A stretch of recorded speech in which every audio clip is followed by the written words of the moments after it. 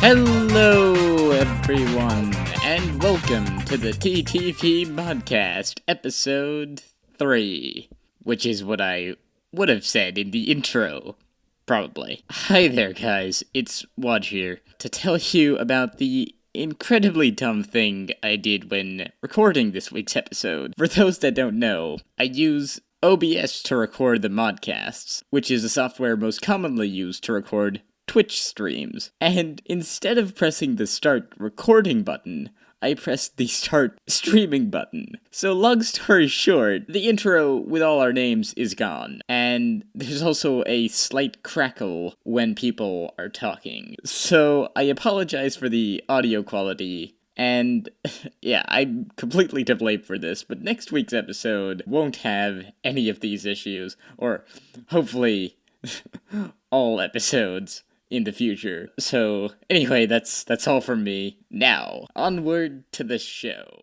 I've been checking the episodes lately, and I think we've sort of been, we've sort of lost, like, half of our audience, I think. You know, our audience retention, it's going down to... Is that like, even a good trend, though? We've only had 2 episodes. That's like... no. It's like 4 minutes. I know. Between 2 episodes. But it's totally going down, and we gotta get the our... second our... episode just wasn't as popular because I wasn't in it. Oh, yeah, Clearly that's true. This one will be phenomenal. So in order to get our audience back, we need to say the magic words. Bionicle. Bionicle. Gen 3? Yeah, Gen 3. Okay. So yeah, I just wanted to ask, like, how involved have you all been with Bionicle, the generation, the next? I'm obsessed. I have all the sets so far, and I've been wasting money, but you know what? It's worth it because I can look every day in my closet and I can see all my Bionicle Gen 2 collection so far. Yeah, I've been fairly active with, I always had the mindset in the 5 years of drought we had that, like, oh my god, I'll never take Bionicle for granted ever again when I was, like, a 12-year-old. But, and, like, I guess I've been kind of living by that, and, like, you know, I bought every set, Summit to Chronicle, so, yeah. I thought... see, when Gen 2 came around, it was like, oh, I'm not gonna buy all the sets because I'm an irresponsible adult and I'm not gonna spend all my money on toys anymore. And so then I just bought the sets that I liked, and then the sets that I really liked, and then I bought the sets that I thought were okay, and then I bought the sets that I didn't like, and I ended up with all of the first wave, barring like 2 sets somehow. I've bought less of 2016 now, but just because I don't really care for them much. I've bought 3 or 4 sets, I think. I bought the graphic novel. I actually read the graphic novel, and then I bought Island of the Lost Masks, which has been sitting on my dresser for a couple months, unread. Oh, nice. That tells you how highly invested I am in G2. Yeah, no, I think I'm worse than John. I have bought a total of 3 sets in the entire Bionicle Generation 2 wave. Wow. I have Tahu 2015, Omniwa 2015, and I think I bought, was it Skull Grinder versus Ikimu? Yeah, Ikimu versus Kota from Slime, and that was cool. Oh, I was gonna do that, but I never did. Oh yeah, so I just haven't really gotten into buying all the things, even though it's like I like Bionicle, but like basically I just kind of use them as display pieces. I mean, that's just I don't really mock very much, so it's like they're just kind of on my desk, hanging out. The nice thing about getting these sets is because I will admit right here, I love the CCBS system, and I haven't had a lot of opportunity to get a lot of CCS pieces because like I've never been that into the sets that they've been released with. But buying all the Bionicle sets has given me an awesome opportunity to kind of bulk up my mocks, and like stuff like that mask I made this fall like would not be possible without the sets I've bought. And like the pieces with sets I just have to say are great. They're awesome for stuff. So that's one of the main reasons. It's Gen 2 which got me really invested into this system, because when I saw it with Hero Factory, it's like, that looks a bit dull, but when you finally, like, when they're doing it with Bionicle now, it's like, it feels like you can see how creative you can get with it. And when Bionicle ended and I saw Hero Factory, I was just done with Lego. Yeah. At that point. Oh. I mean, a lot of people, I think, still criticize CCBS for things, but like, I don't know. It's a pretty cool system, you know, and they use it really well, at least for like the winter wave, and I guess the summer or this winter wave of 2016 is pretty good. But it's such a nice system that like it's rare I find myself building a mock and being able to hold back on not putting CCBS in it somewhere. Like I'll see a gap somewhere and be like, ooh, that could use some CCBS, and like, you know, the mocks of today look a lot different than, I don't know, 5 years ago. It's interesting.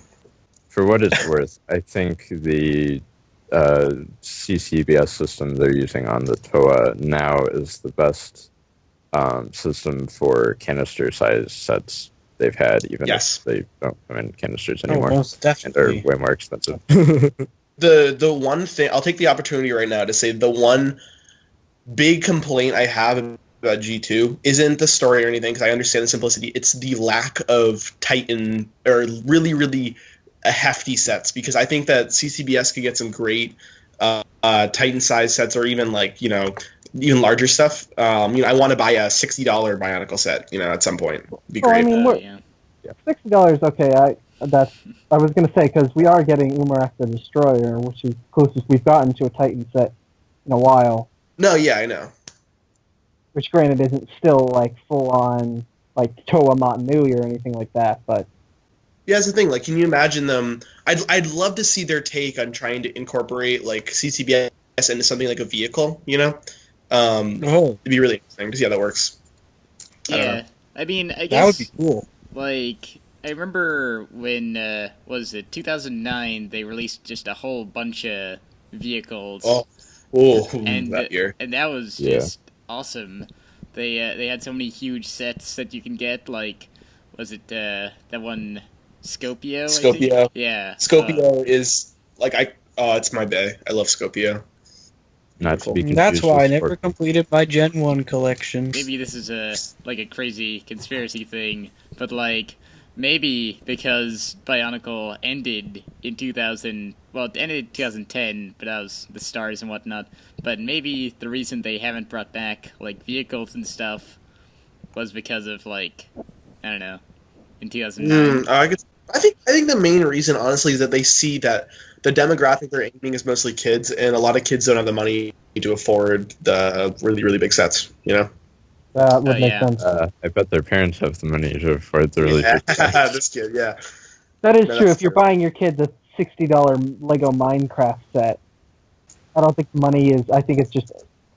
I don't know. On the one hand, I think that kids would enjoy a big vehicle set like that, but on the other hand, I mean... I don't know, would they prefer to just get a Minecraft or a Star Wars or something like that? Because I think that's, like, jumping forward a bit in the conversation, but some people are speculating that Bionicle isn't going to last past 2017. I'm personally in that camp, but from a lot of what I've seen and heard, Bionicle is not doing awfully, but it's not doing amazingly well either. Not much is evident by the fact that the Skull villains are still in every store that I go to. That was last summer. And like when there's like 20 Scorpios and Skull Warriors on the shelves, then you've got a bit of an issue there. Do you think that's the fault of just Bionicle's popularity, or do you think that's set design? I don't know. I almost just think it's just a lack in interest.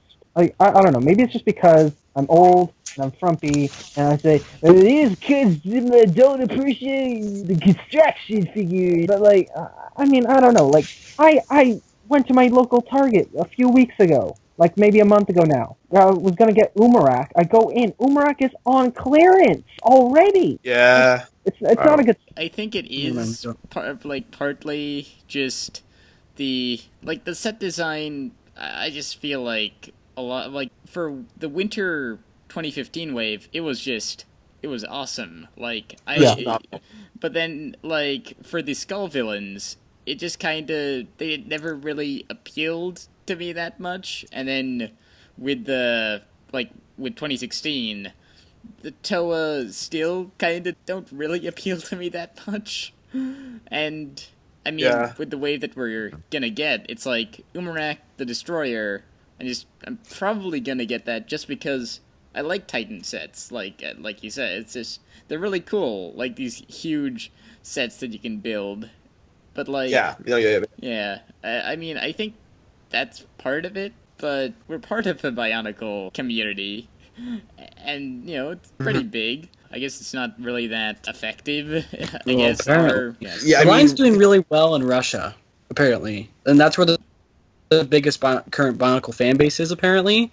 So, Lego's giving them a lot of exclusives as well. I think one of the main problems comes to the fact that it's like when they try to hype up a movie, everyone goes to watch it, then once everyone has it, it just fades away with basically the hype, and barely anyone's invested into it anymore. It's kind of like that. And I feel like that's what happened with the 2015 sets. Everyone had to get them. Everyone had to get invested in the Bionicle Gen 2. And once 2015 was over, it kind of died down. I also do think it's a decline in design, though, because I personally think that the sets have been slowly going downhill in their design.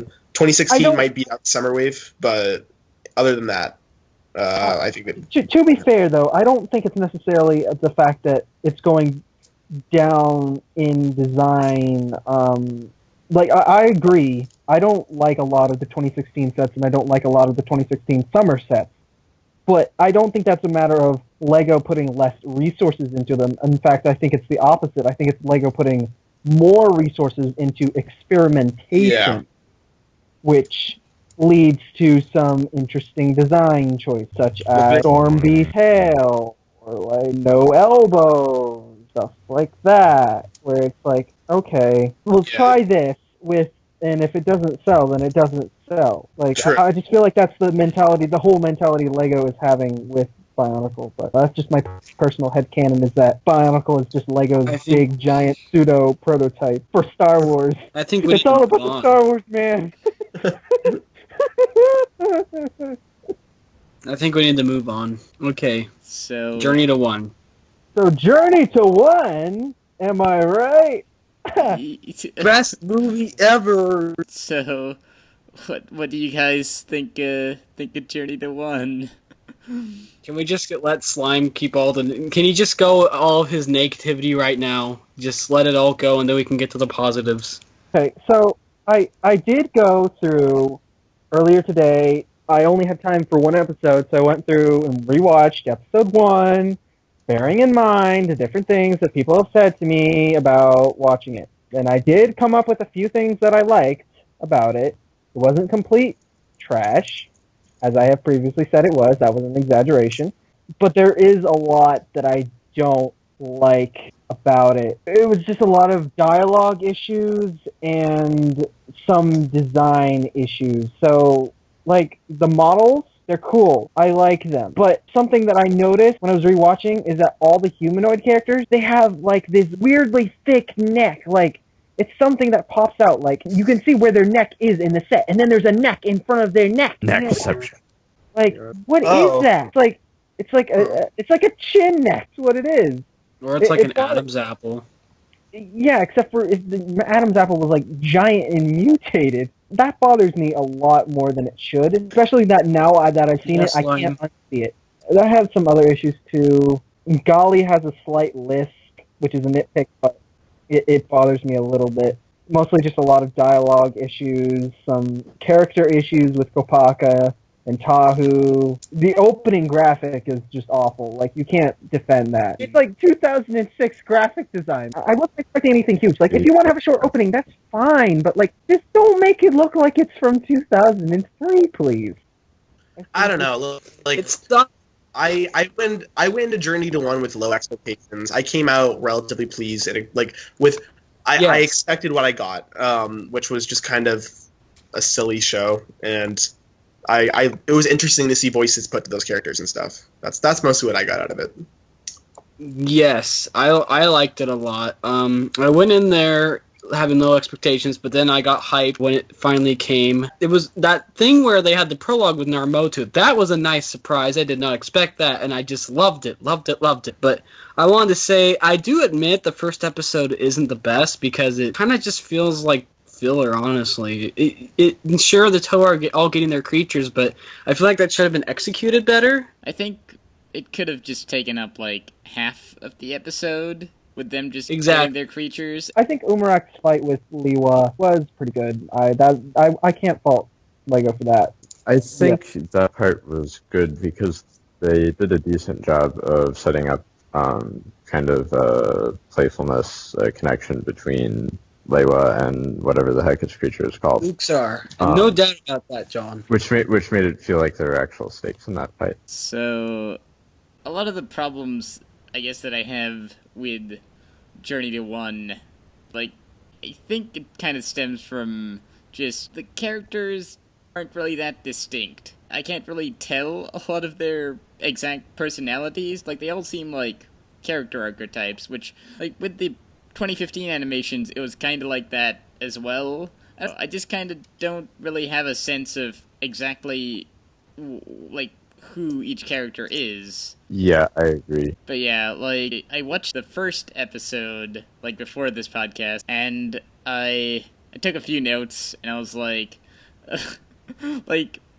there was this one scene at like, the beginning where Kopaka is surfing on ice, and he, like, delivers this line in such a monotone voice that it's like, there's supposed to be some kind of inflection. Basically, he's like, after he's surfing on the ice, he comes off and he's like, oh, well, that was okay. And then a few seconds later, it's like, oh, what am I kidding? That was great. That was great. But No. See, What? the way you just said it now, No. the way you just said it now was better than the way the actual episode I know. demonstrated Yeah. that. That's true. Like the whole idea is that like Kopaka's like, oh, I'm supposed to be calm and stoic all the time, and then like when he's alone, that he acts like less like that. Okay, sure, fine, I can deal with that. But the execution of that scene was just terrible. I just thought overall, for a lot of the, like, the fight scenes, or just, I think just the animation, like, in general, it was just kind of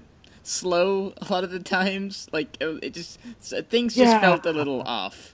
Like, it just felt so slow. Like, this one specific thing, like, when Anua is, like, you know, throwing rocks at people, or, like, picking rocks out of the ground, it felt so slow, and, like, it felt so reminiscent to that one scene in M. Night Shyamalan's The Last Airbender movie, where there's, like, Oh Did we my- not discuss five that? guys. No, you're Yeah. totally right. And then they Well- they throw like one rock. You're exactly right. Yeah. Oh my right, goodness. so- yeah.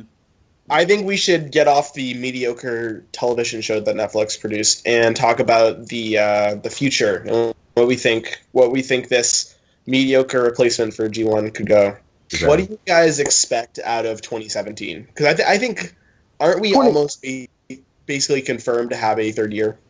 Basically, I'm pretty yeah. sure, Whether yeah. or not that will have one or two waves is what is in question. Well, yeah. Because other lines have gotten only one final wave. Other lines have gotten two. Like, so. I mean, from Well, like but I'm regardless, hoping we're Lego getting at least kicks them off something. with We're a getting bang. at least one more wave that we have not seen yet. yeah. What I personally anticipate is next year we will get the 6 Toa, 6 smaller Really? sets, a villain set, and then later on 5 very, very subpar villain sets, very bare bones. That's what I expect. That's what I predict. Really? 17. Yes. It's almost like that's the formula that Lego has stuck to thus far. Yeah, it's funny. I expect a really cool Makuta set. Well, I mean, No. like, there's probably gonna be a Titan set with the Mask of Ultimate Power, right? Like, that's Yeah. Probably. Of That's course. like I think that's just reasonable to Absolutely. think. Here's what I think is going to happen in 2016. I think that Lego is going to try to appeal to the G1 fans, and they will reveal that somehow, with the Mask of Time, these Toa are the same Toa.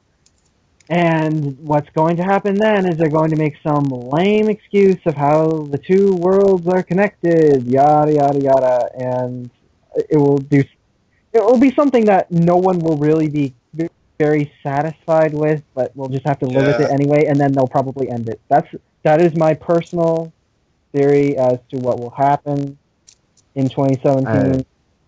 I wouldn't be surprised if G2 turns out to be an alternate dimension or something.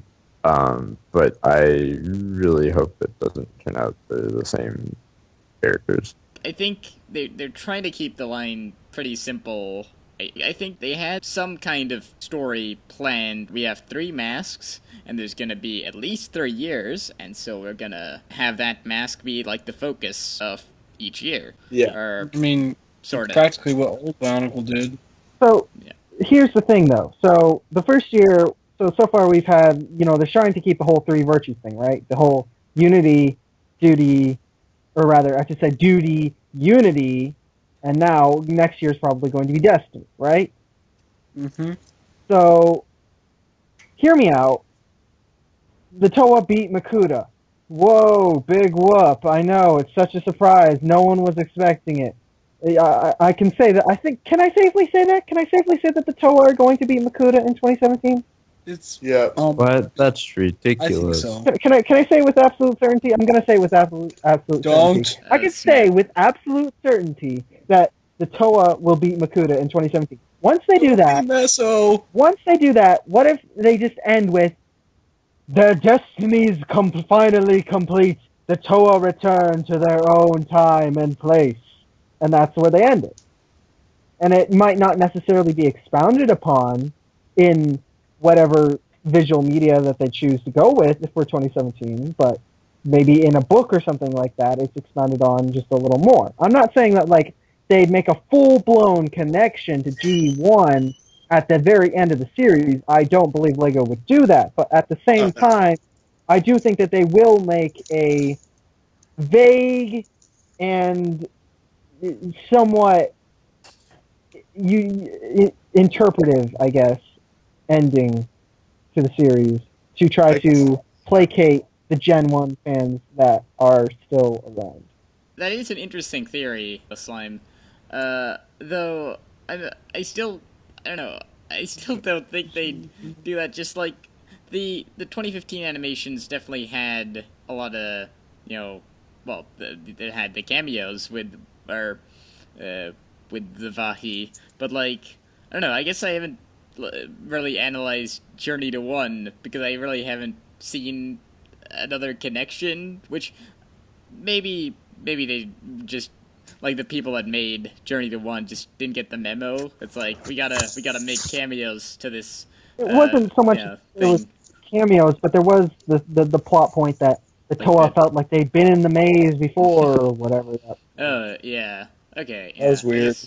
I guess so. And plus there's the Prophecy of Heroes, which a whole animation was spent on. And I just can't see that Lego would just make that completely irrelevant.